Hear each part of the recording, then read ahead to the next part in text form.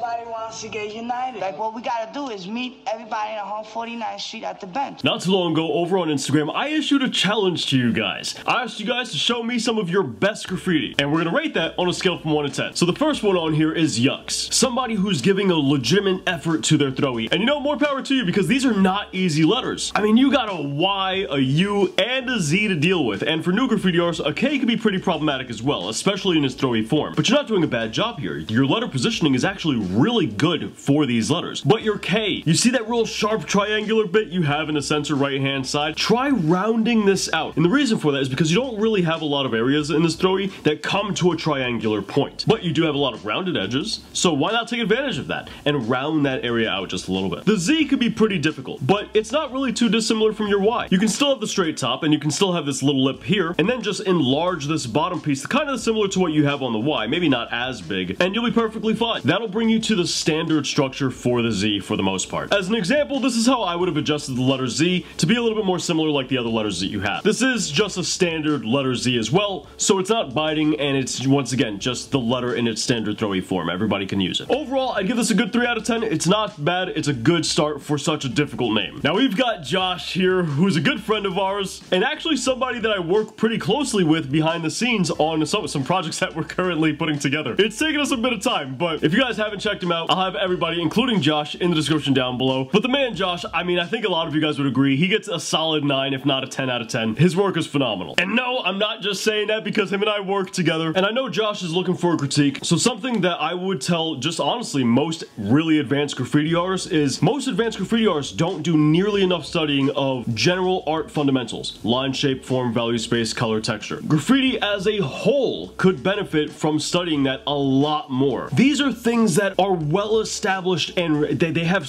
centuries of research put into that graffiti artists could be delving into, and most graffiti artists never do. That's all information that could really change Throwies quite a bit. I would suggest maybe start messing with letter positioning, letter name weight, and negative space management. Even though these Throwies have a lot of different styles in them, which is no easy task, the use of the fundamentals is relatively similar throughout all of these Throwies. And once again, that's not a bad thing, but if we're talking about how advanced artists can improve, it's always going to be in those minute details that make massive changes. Now, before we hop into the next one, guys, if you want to learn about graffiti and all of its general fundamentals that apply to Throwies, hand styles, and pieces, then check out our brand new book. We keep things simple and easy to follow along, but don't take that as the book doesn't go deep. We have more information in this book than you could find anywhere online, and we cover information that doesn't exist anywhere online. So pick it up in the description down below. Next up, we have Teasar, and I love seeing pieces like this because we can actually see them sketching the basic boxes in there. And when you have somebody that's actually trying to make sense of the fundamentals, that's always a good thing. It shows that they're on the right track. It shows that they're at least trying to keep things somewhat simple, and they're practicing the basics. And best of all, it also shows us that they're not really copying or biting as much, or at all in a lot of cases. And that's really what we like to see.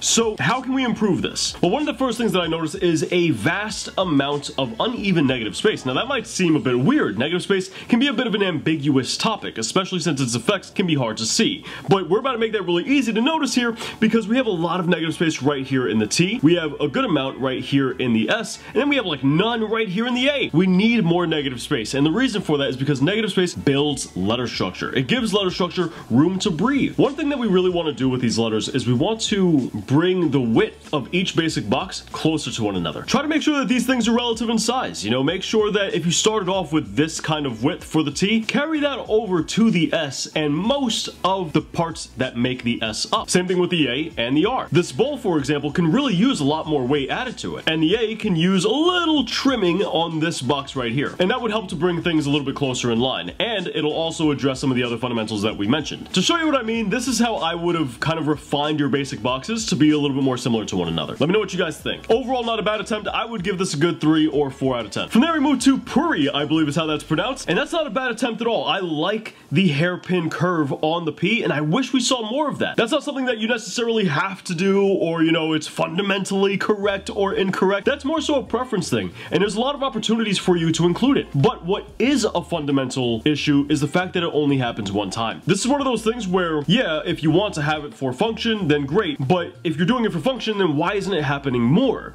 If you're doing it for a visual motif, then once again, why isn't it happening more? There's plenty of areas for you to be implementing this, and it's just not being implemented. For example, on the eye, it's the same exact exact bend coming inward, why is that not occurring right in here?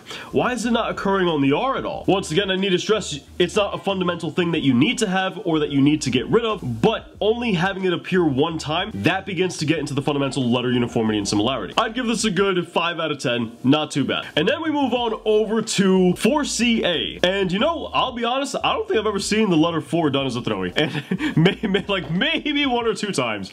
Obviously, it can be done. Obviously, it's not necessarily hard to do. And I don't think they do a bad job of it at all. And the reason I bring this up, because I mean, obviously we've seen the letter 4 done as a Throwie in the past, you know, a little bit of exaggeration, but the point being is it's not all that common. And as a result, people are gonna look at that and they're gonna think of letters first. More importantly, they're gonna think of the letter Y first, or potentially even the letter F. Some people might see the letter F. So here's the critique. Really define the structure for that number 4. Let people know it's meant to be a number and not a letter. Keeping your other 2 letters the same, here's how I would have done the number 4. So my friend, I love what you're doing with the little hint of shadow that you have on the actual 3D itself, and it looks like a little added shadow on the bottoms of the letter as well, like underneath, trying to represent a cast shadow. And for just starting out with this sort of thing, you did a pretty decent job, but we want to take this further. I recommend if you want to get into stuff like this, you practice form, value, and space. Those are going to be very important for pulling something like that off a lot more convincingly in the future. Next up, we got to talk about letter structure. Right now, a lot of your issues with letter structure are coming from the fact that you're adding style without really having a firm understanding of the fundamentals, and that's really what's causing most of your problems. But if we can point out a couple of fundamentals that you should really be studying and focusing on, it's going to be negative space management, letter name positioning, and letter name weight, and letter structure as well. Here, this part of your U connects directly to the L, but because your negative space management and your letter positioning is kind of all over the place, this can very easily be mistaken for a K, as you don't really have a definitive mean line in this image. Your L connecting to where a K would connect to a stem,